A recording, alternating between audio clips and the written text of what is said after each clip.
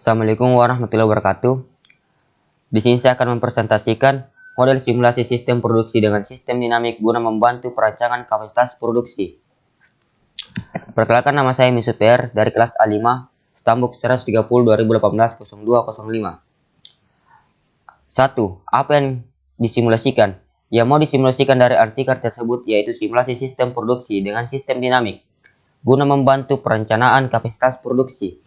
2. Kenapa menggunakan sistem dinamik terhadap penelitian tersebut? 1. Model dan simulasi sistem dinamik dapat mempermudah perusahaan dalam merencanakan kapasitas produksi dengan melihat variabel yang berinteraksi dan berpengaruh di dalam sistem produksi perusahaan, di mana salah satunya adalah melihat kemampuan perusahaan dalam memenuhi permintaan pelanggan yang berubah setiap periodenya.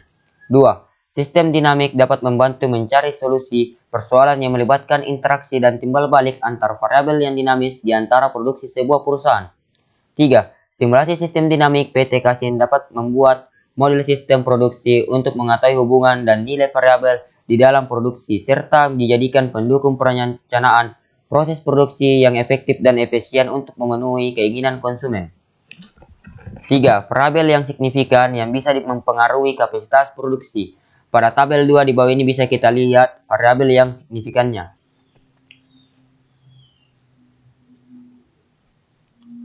Nah, di mana order backlog, jumlah pesanan atau permintaan pelanggan yang belum terpenuhi oleh sistem produksi. 2. Order rate, jumlah pesanan atau permintaan dari pelanggan. Shipment rate, jumlah output yang telah diproduksi dan siap dikirim ke pelanggan. Delivery delay, lama waktu penundaan bagi perusahaan untuk penundaan permintaan berdasarkan permintaan pelanggan yang belum terpenuhi. Time of private delivery delay, lama waktu yang dibutuhkan untuk perusahaan dalam menyelesaikan pemenuhan permintaan pelanggan yang belum terpenuhi. 6. Perfect delivery delay, waktu yang dibutuhkan perusahaan untuk memenuhi permintaan pelanggan yang belum terpenuhi. Distress delivery, waktu yang telah ditentukan dan dijadikan standar oleh perusahaan untuk memenuhi permintaan pelanggan yang belum terpenuhi. Expect to expand, nilai yang didapatkan dari perbandingan variabel perfect delivery delay dan desired delivery delay dan dapat dijadikan penilaian bagi perusahaan untuk melakukan penambahan kapasitas produksi.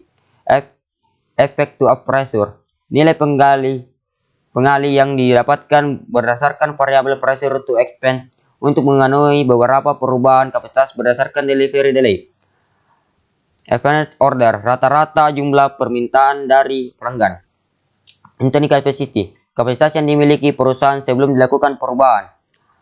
Desired capacity, jumlah kapasitas yang diinginkan perusahaan sesuai dengan lama waktu penundaan bagi perusahaan untuk pemenuhan permintaan pelanggan yang belum terpenuhi dan efektif dan tekanan penambahan kapasitas oleh perusahaan. Change of capacity, perubahan kapasitas yang diperlukan untuk pemenuhan permintaan dalam bentuk jumlah produk. Capacity of decision delay, periode waktu perusahaan dalam melakukan perusahaan atau penambahan kapasitas, waktu yang ditentukan. Change capacity time, waktu yang dibutuhkan untuk perubahan sejumlah perubahan kapasitas produk. Standard time, lama waktu yang dibutuhkan untuk memproduksi satu unit produksi. Working day at that, penambahan jam kerja atau kerja lembar untuk memenuhi jumlah perubahan produksi. Overtime of life, lama penambahan dan jumlah kerja atau lama lembur suatu pekerjaan. Disrupt overtime, total lama jam kerja atau waktu lembur yang tersedia oleh perusahaan. Worker change, penambahan pekerjaan untuk memenuhi jumlah perubahan produksi berdasarkan jumlah pembuatan unit perubahan produksi.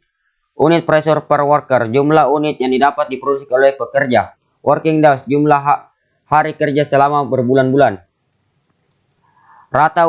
Average number products, rata-rata unit yang diproduksi oleh seorang pekerja dalam satu hari. Min number, jumlah perubahan pekerjaan yang dibutuhkan dan perubahan kapasitas produksi. Disrupt a number worker, jumlah pekerjaan dibutuhkan untuk pemenuhan perubahan jumlah kapasitas produksi. Orchid of life, jumlah pekerjaan tersedia di perusahaan. Hiring worker, jumlah pekerjaan yang didapatkan atau direkrut oleh perubahan yang ditentukan oleh jumlah tenaga. Jumlah pekerja yang dicatat oleh perusahaan unit pemenuhan jumlah tenaga kerja. Change worker, jumlah pekerjaan tersedia oleh perusahaan sesuai perubahan kapasitas produksi. Current capacity, kapasitas produksi yang perubahan setelah ditambahkan perubahan kapasitas. Hasil penelitian, data sebelum permodelan simulasi, data produk yang dihasilkan dari PT Kasin diantara dari kulit nabas jenis box dan sol dari semua produk yang memiliki jumlah pemesanan terbanyak adalah produk kulit nabati box. Kulit nabati box setiap tahunnya memiliki jumlah permintaan yang berubah-ubah. Pada tabel di bawah ini dapat menyajikan permintaan kulit nabati box dari bulan Januari hingga Desember 2012. Bisa dilihat seperti tabel. 2. Hasil penelitian, PT Kasim menerapkan produksi make to order, yaitu produksi sebanyak permintaan dan konsumen atau berproduksi sesuai dengan keinginan dari konsumen. Sebagai perusahaan yang bergerak di bidang tenmeri, permintaan dari konsumen berfluktuasi dari nilainya dan tidak menentu setiap periode pemesanan. Hal ini menyebabkan perusahaan harus bisa memenuhi keinginan dari pelanggan dan siap untuk berproduksi setiap dengan jumlah permintaan agar tidak terjadi delay. Dalam pengiriman, PT Kasim menerapkan sistem produksi yang menggunakan bahan baku, energi, dan sumber daya lainnya secara efisien dan efektif berdasarkan tabel 11. Permintaan kulit box tiap bulannya bernilai antara 1.700 hingga 4.000 unit. PT Kasim memiliki mesin dengan kemampuan menghasilkan 6.000 unit kulit tiap bulannya. PT Kasim hanya bisa memproduksi sebanyak 2.000 unit per bulan dengan 25 pekerja di bagian produksi yang mengoperasikan bahan baku dan jalannya mesin. Inilah data setelah proses simulasi. Bisa kita lihat pada gambar 5. Pada awal periode blok memiliki nilai yang tertinggi hingga cenderung naik hingga mencapai 2.644 unit pada periode 9 order backlog yang digambarkan dengan stock level pada stock flow diagram. Memiliki arti bahwa nilai variabel tersebut merupakan akumulasi dari pengurangan order rate dengan snippet rate di tiap periodenya. Perubahan kenaikan terbesar order backlog terjadi pada bulan kedua sebesar 741,2 unit karena masih awal terjadinya perubahan kapasitas, sedangkan perubahan order backlog minus atau terendah terjadi pada bulan ke-12 sebesar 114 unit. Pada gambar 6, hasil simulasi capacity dapat memberikan gambaran jumlah kapasitas produksi untuk mengurangi order backlog dan dapat dilihat pada gambar di atas. Pada waktu 24 bulan simulasi, nilai variabel capacity mengalami kenaikan mulai dari 2.000 unit hingga 308 unit.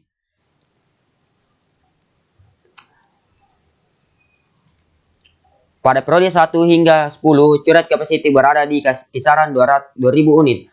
Pada bulan selanjutnya, current capacity memiliki nilai kisaran 3.000 unit. Rata-rata kenaikan dari current capacity adalah sebesar 69,375 unit tiap bulannya, dengan kenaikan terbesar di periode 4 sebesar 169 unit dan terkecil sebesar 25 unit karena mengalami penurunan dikarenakan nilai variabel change capacity dan variabel distress capacity. Gambar 7 bisa kita lihat.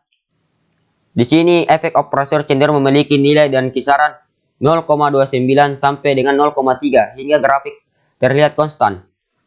Hanya pada periode 13 yang mengalami penurunan drastis menjadi 0. Efek pressure kemudian dikembalikan initial capacity sebagai jumlah perubahan dan kapasitas yang berdasarkan tingkat order backlog dan delivery delay. Karena variabel mempengaruhinya memiliki nilai yang hampir sama di tiap periode, membuat nilai dari distress capacity juga memiliki nilai yang sama dengan rata-rata nilai 3.796 unit, nilai terkecil 1.700 unit. Pada gambar 8, perubahan kapasitas yang dilakukan perubahan dengan memanfaatkan tenaga kerja yang setiap dan jam kerja lembur yang disediakan perusahaan pada grafik distress overtime dan worked at date berdasarkan keduanya memiliki jumlah yang sama pada masing-masing periode. Perubahan jumlah tenaga terjadi apabila memenuhi kebutuhan kapasitas tidak tercukupi hanya melakukan penambahan jam kerja. Pada gambar 9 bisa kita lihat terjadinya perubahan jumlah tenaga kerja sehingga mengalami kenaikan hampir setiap perodenya dari jumlah semula sebesar 25 pekerja menjadi 49 pekerja di periode 24. Rata-rata jumlah tenaga kerja yang dibutuhkan untuk perubahan kapasitas selama 24 bulan adalah 37 pekerja. Dan terjadi penambahan ketika periode dikarenakan perubahan terjadi yang dapat dilakukan perubahan tidak cukup terpenuhi apabila hanya dilakukan penambahan jam kerja saja. Sekian dari saya. Apabila ada kekurangan atau salah kata mohon dimaafkan. Wabillahi taufiq walhidayah.